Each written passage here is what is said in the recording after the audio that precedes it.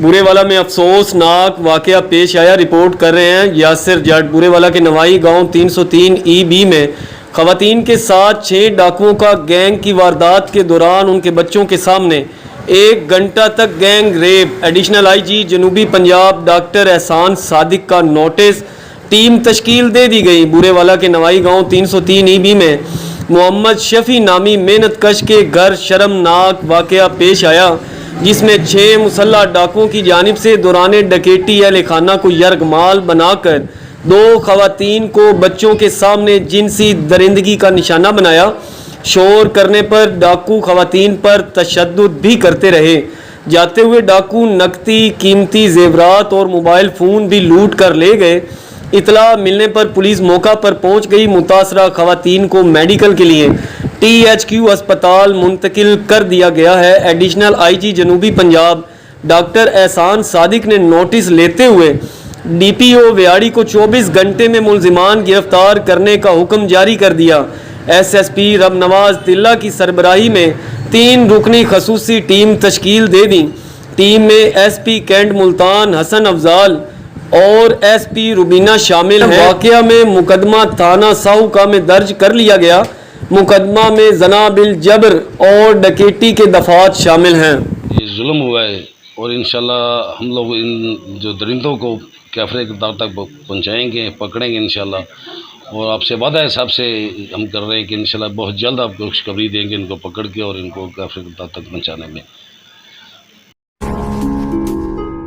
حافظ آباد سے ہمارے بیورو چیف رائے امتیاز کی رپورٹ کے مطابق حافظ آباد وائٹل کالج کی خانپور سے آنے والی گرلز مزدہ کا ٹرک کے ساتھ ایکسیڈنٹ۔ نز ٹیولپ سٹی کولو روڈ پر ڈرائیور سمیت 1 بچی سیریس، 15 سے 20 اسٹوڈنٹ بچیاں زخمی۔ BG کالج کی بس کو حادثہ، نواحی گاؤں سے طالبات کو لے کر آنے والی منی کوچ کی ٹرک سے ٹکر، 15 سے زائد طالبات زخمی۔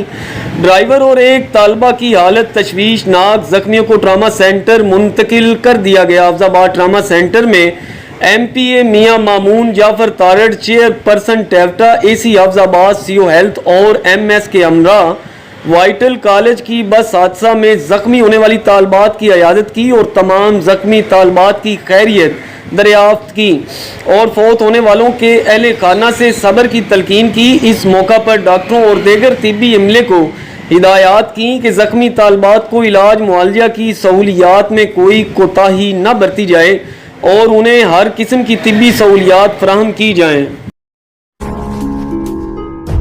کلات میں ہندو برادری کے شمشان گھاٹ میں مبینہ طور پر ہندو برادری کے مردے کی باقیات کی بے حرمتی کے خلاف ہندو برادری کا شدید احتجاج۔ رپورٹ کر رہے ہیں ہمارے بیورو چیف وسیم خان جی، کیا تفصیلات ہیں آپ کے پاس؟ کلات میں ہندو برادری کے شمشان گھاٹ میں مبینہ طور پر ہندو برادری کے مردے کی باقیات کی بے حرمتی کے خلاف ہندو برادری کا شدید احتجاج۔ واقعے کے خلاف ہندو برادری نے اپنی دکانیں بند کر کے شاہی بازار میں دھرنا دیا۔ ہندو برادری کا کہنا ہے کہ گزشتہ روز ان کی برادری کی ایک خاتون کا انتقال ہو گیا تھا اور خاتون کے عزیز و اقارب نے شمشان گھاٹ میں اپنے مردے کو جلایا، مگر ابھی تک اس کی باقیات باقی تھیں کہ گزشتہ رات نامعلوم افراد نے شمشان گھاٹ میں جا کر اس کی باقیات کو نکال کر پھینک دیا اور باقیات کی بے حرمتی بھی کی گئی۔ دوسری جانب ضلعی انتظامیہ اور DSP منظور مینگل، ایڈیشنل SHO نذیر عمرانی کا ہندو برادری سے دھرنا ختم کرنے کے لیے مذاکرات جاری ہیں، مگر تاحال مذاکرات کامیاب نہیں ہوئے اور ہندو برادری کا احتجاج جاری ہے۔ ہمارے نمائندہ بنیاد حسین کاظمی کی رپورٹ کے مطابق پاکستان تحریک انصاف آزاد کشمیر کے نائب صدر اور سابقہ ٹکٹ ہولڈر حلقہ کوٹلہ کے قافلے میں یونین کونسل سرلی سچا سے پاکستان مسلم لیگ کی 30 سالہ اور پاکستان پیپل پارٹی کی 10 سالہ رفاقت کو چھوڑ کر سینئر صحافی سید بنیاد حسین شاہ کاظمی کی کوششوں سے میر عتیق الرحمان کے قافلے میں سید اکرم حسین شاہ والد زرین شاہ اپنے پورے خاندان کے ساتھ پاکستان مسلم لیگ چھوڑ کر تحریک انصاف میں شامل اور سید رحمت حسین شاہ والد مقرب شاہ پاکستان پیپل پارٹی کو چھوڑ کر تحریک انصاف میں شامل ان قریب بڑے بڑے سیاستدان میر عتیق الرحمان کے قافلے میں شامل ہونے کے لیے تیار ہیں۔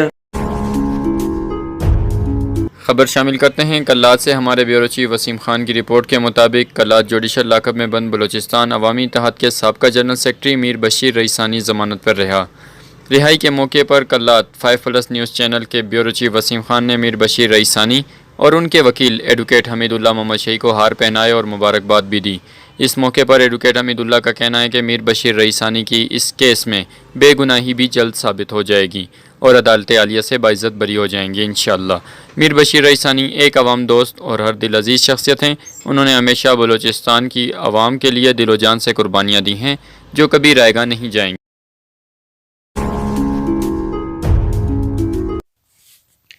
خبر شامل کرتے ہیں کلات سے۔ بیورو چیف وسیم خان کی رپورٹ کے مطابق آج کلات میں فاطمیت فاؤنڈیشن کی جانب سے بلڈ ڈونیشن کیمپ لگایا گیا، جس میں تقریباً کلات کے 60 سے زائد افراد نے بلڈ ڈونیٹ کیا، جس میں ہیومن رائٹس کے ایڈوکیٹ خلیل شاہ دیزئی نے فاطمیت فاؤنڈیشن کی چیئرپرسن ریٹائرڈ کرنل ڈاکٹر نصرت ظہیر کی کاوشوں کو سراہا اور ان سے بلوچستان میں تھیلسیمیا کے مرض میں مبتلا مریضوں کے لیے بلڈ ڈونیشن موبائل یونٹ جیسے پلیٹ فارم شروع کرنے پر خصوصی طور پر شکریہ ادا کیا، اور کلات میں آنے والی ٹیم جس میں بائیو کیمسٹ جلال الدین اور نوروز لہری جبکہ ہیلپر دیپک کمار اور وشال کا بھی شکریہ ادا کیا۔